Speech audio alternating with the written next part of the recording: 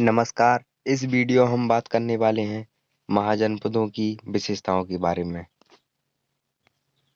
तो पहली विशेषता महाजनपदों की यह थी कि 600 बीसीई में यहाँ पर 16 जनपद थे। इनको महाजनपद भी कहते थे। तो इनमें क्या था दोस्तों, कुछ में राजा का शासन था और कुछ में गढ़ और संघ थे जो उन पर समूह शासन था, यानी कि कई लोग मिलकर शासन करते थे और सब लोग मिलकर किसी भी समस्या का हल निकालते थे। दूसरा है दोस्तों कि शासकों का काम किसानों, व्यापारियों और शिल्पकारों से कर तथा भेंट की वसूली था। यानी कि यहाँ के जो शासक थे वे किसानों, व्यापारियों और जो क्राफ्ट पर्सन्स थे उनसे जो टैक्स थे उनसे टैक्स लेते थे। तीसरा पॉइंट है, प्रत्येक महाजनपद की किले से घिरी हुई एक राजधानी थी। इसकी सुव्यवस्था के लिए पर्याप्त धन की आवश्यकता होती थी।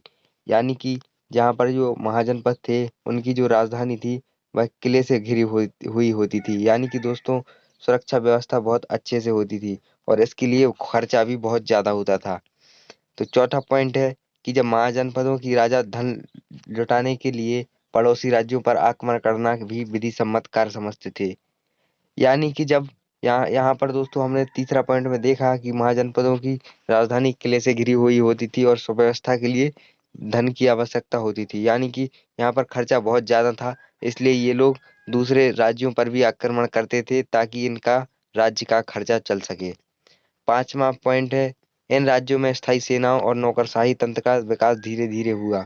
यानी कि यहाँ पर इनकी राज्य की खुद की सेना नहीं थी और ना ही यहाँ पर इनके नौकरशाही, यानी कि यहाँ पर स्लेव्स थे इनके नौकर का काम करने के लिए।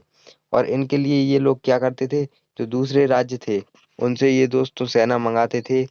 और जो दोस्तों सैनिक सैनिक थे वो यानी कि दोस्तों किसान थे। तो अगर आपको वीडियो अच्छा लगा है तो लाइक कर दीजिए और चैनल को सब्सक्राइब कर लीजिए।